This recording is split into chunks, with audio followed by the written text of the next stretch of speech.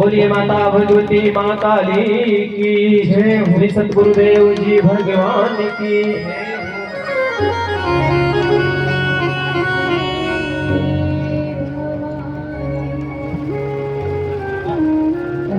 कृतुंड महाकाय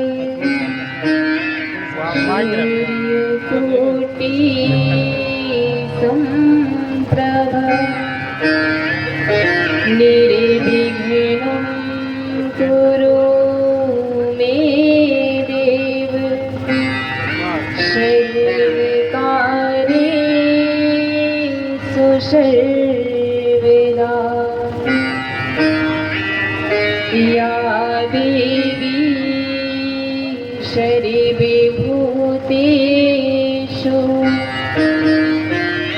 ज्ञानरूपेण संस्थिता नमस्तस्यै नमस्तस्यै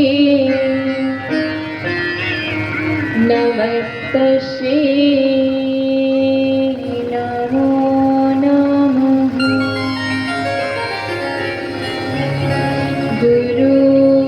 गुरुर्ब्रह्मा गुरुर्विष्णु गुरुर्देवो महेश्वरः गुरुर्साक्षात् परं ब्रह्म तस्मै श्री गुरुवे नमः। अतः जीवन में होने वाले समस्त गुरुजनों के श्री चरणों में कोटि कोटि नमन करती हूँ, वंदन करती हूँ, प्रणाम करती हूँ। गुरु चरण कमल की वंदना करती बारंबार जिनके ज्ञान प्रकाश से मिट जावे अंधियार। बोलिए सतगुरुदेव भगवान की जय हो। माता भगवती माँ काली की जय हो। बाबा भैरवनाथ की जय हो। पवन सुत हनुमान की जय हो। भगवान भोलेनाथ की जय हो। सभी देवी देवताओं की जय हो। सत्य सनातन धर्म की जय हो। कन्हवारा धाम की जय हो। श्रीमती देवी भागवत महापुराण की जय हो। व्यासपीठ की जय हो। बोलिए सांचे दरबार की जय हो। सर्वप्रथम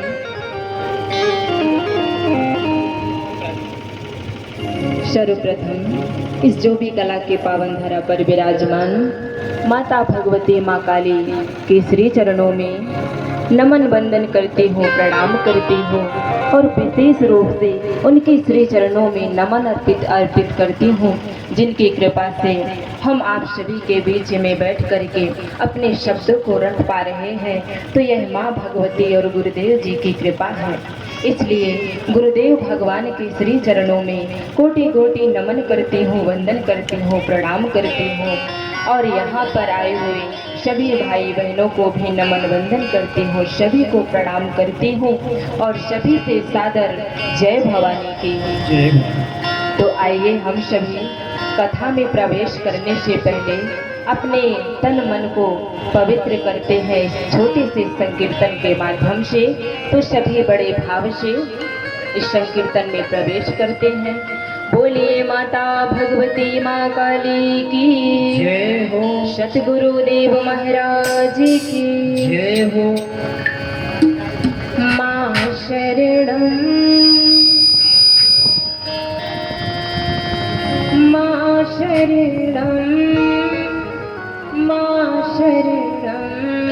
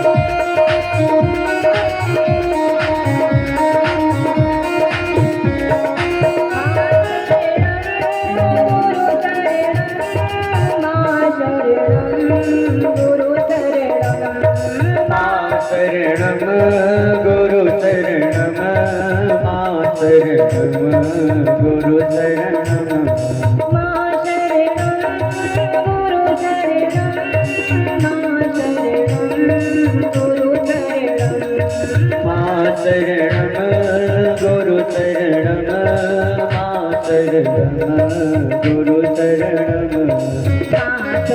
गुरु शरणम मां शरणम गुरु शरणम मां शरणम गुरु शरणम मां शरणम गुरु शरणम मां शरणम गुरु शरणम।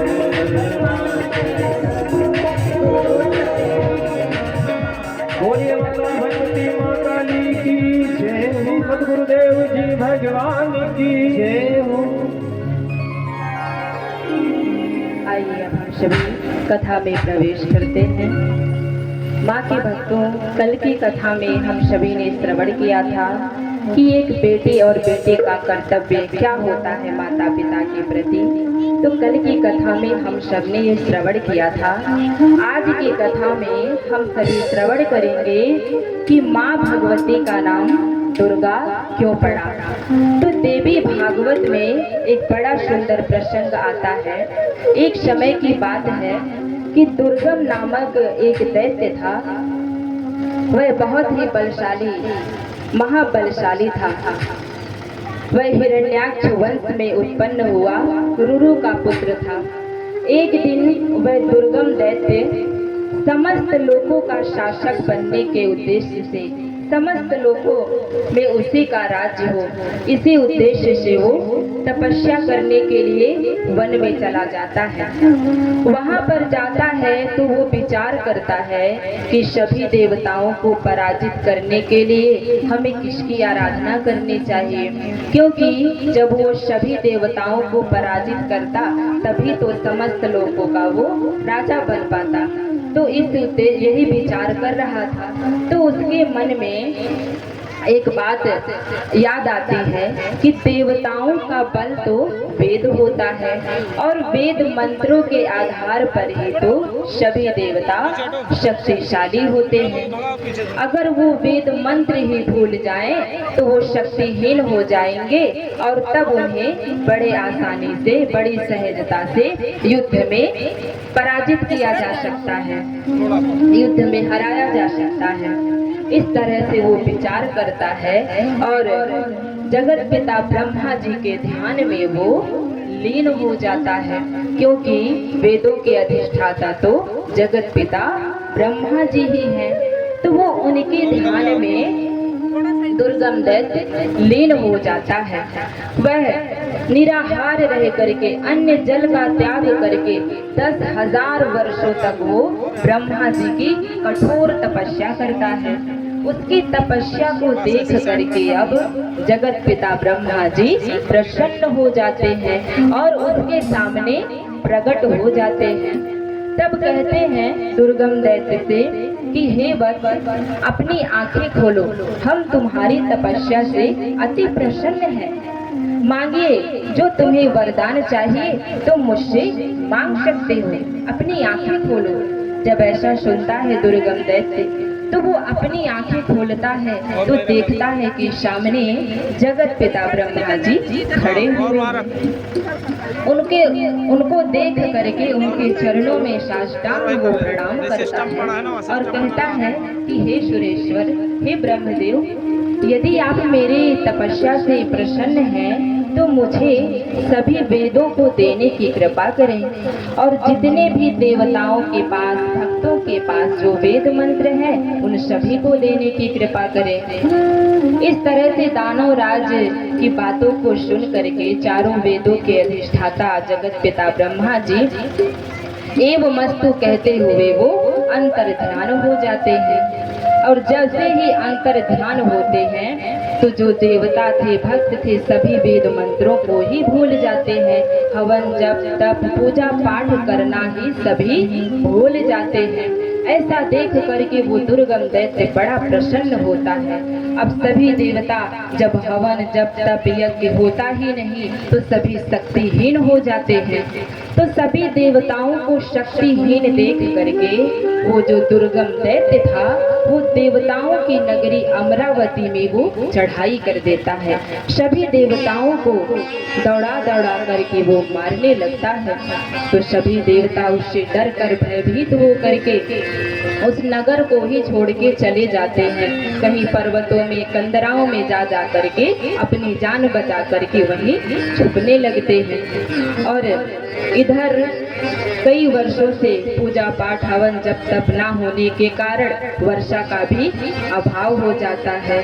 सभी नदी तालाब कुआं बावली जो थे सभी सूख जाते हैं और प्यास के कारण सभी जीव जंतु तड़प करके मरने लगते हैं, लाशों के ढेर लग जाते हैं।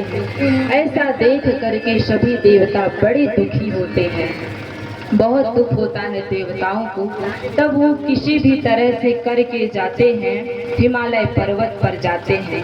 वहाँ पर जा करके सभी देवता जो थे वो माँ भगवती जगदम्बा की आराधना करने लगते हैं, माँ भगवती को पुकारने लगते हैं।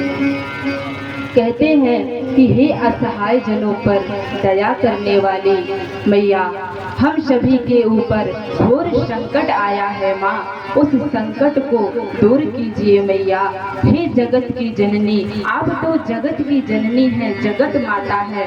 हम सभी देवताओं की रक्षा कीजिए माता, हम सभी की रक्षा कीजिए। हे जगत जननी मैया, रक्षा कीजिए। मैया से गुहार लगाते हैं। किस तरह से कहते हैं, जगत जननी दया कर दो, शरण हम तेरी आए। जगत जननी दया कर दो, शरण हम तेरी आए। जगत जननी दया कर दो, शरण हम तेरी आए।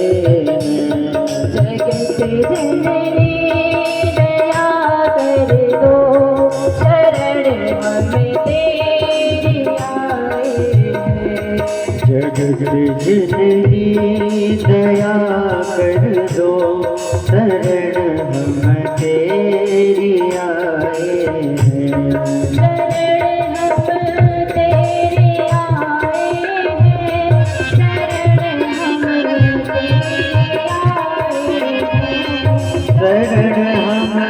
तेरी आए हैं, शरण हम तेरी आए हैं।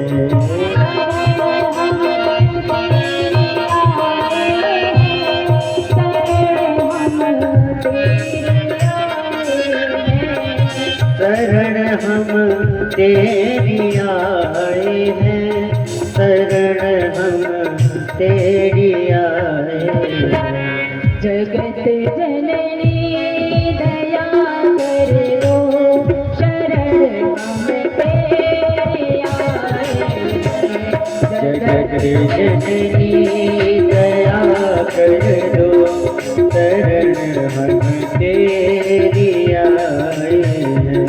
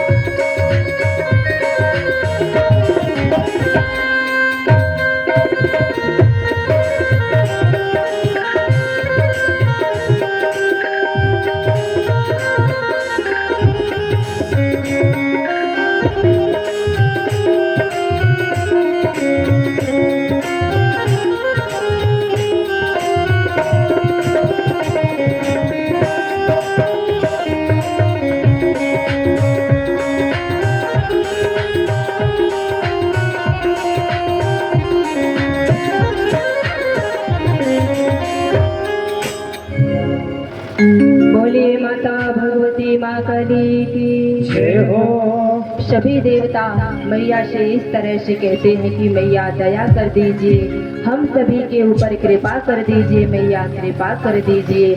सभी देवताओं और भक्तों के पुकार करने पर आज माँ भगवती प्रकट हो जाती है। बोलिए माता भगवती माँ काली की जय हो। अपर वाली मैया की जय हो।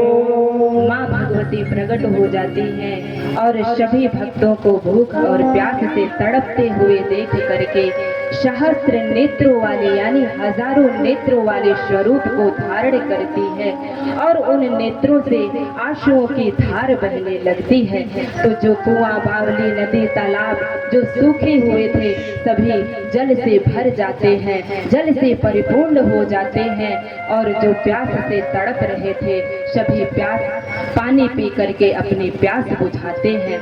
और जो भक्त, जो देवता थे वह भूख के कारण तड़प रहे थे तो माँ भगवती उन्हें खाने के लिए कंदमूल और शाक प्रदान करती है। सभी खा करके तृप्त हो जाते हैं और माँ भगवती जगदम्बा की जय जयकार करने लगते हैं, जय घोष करने लगते हैं। तो आप लोग भी मैया की कथाओं को तो श्रवण कर रहे हैं, तो उठाइए दोनों हाथों को और मैया के नाम का जय घोष कीजिए। बोलिए माता भगवती माँ काली की जय हो। अपर वाली मैया की जय हो। मालिनी मैया की जय हो। सभी भक्त देवता जो थे मैया जी की जय जयकार करते हैं और बड़े प्रसन्न हो जाते हैं। और जो दुर्गम दैत्य सभी देवताओं से वेद मंत्रों को ले लिया था तो माँ भगवती वह वेद मंत्र सभी देवताओं को प्रदान कर देती है, जिससे सभी देवता और भक्त बड़े प्रसन्न हो जाते हैं, पुनः वापस उसी तरह से अपना जीवन व्यतीत करने लगते हैं। और इस दुर्गम दैत्य का वध करने के कारण ही माँ भगवती का नाम दुर्गा पड़ा था। माँ भगवती ने उसका वध कर देती है क्योंकि वो देवताओं को परेशान करने लगता था, प्रताड़ित कर रहा था, उसका अनाचार अत्याचार बढ़ता जा रहा था, इसलिए माँ भगवती को उसका वध करना पड़ा। तो माँ भगवती उसका वध कर देती है, इसलिए माँ भगवती का नाम दुर्गा पड़ा था। बोलिए माता भगवती माँ काली की जय हो। सतगुरु देव महाराज की जय हो।